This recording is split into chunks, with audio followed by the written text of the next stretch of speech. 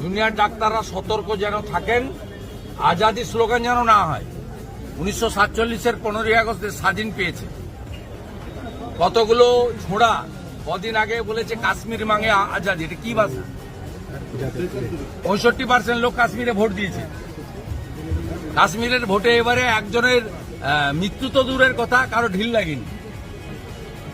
কে জিতবে হারবে সেটা গণতন্ত্রে কালকে জনগণ বলবে, সেটা নিয়ে আমাদের অসুবিধা নেই।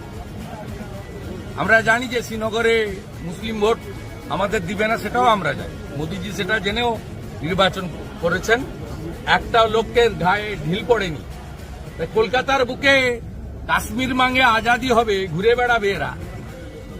এদের মধ্যে একজন গিয়ে ছত্তিশগড়ে মাওবাদীদের সঙ্গে মিটিং করে আসবে, আমরা খবর রাখি না নাকি? আমাদের কাছে সব খবর থাকে, এগুলো করতে দেবেন না। আমি মনে করি জুনিয়র ডাক্তাররা সব ভারতবর্ষের রত্ন, আমাদের সম্পদ।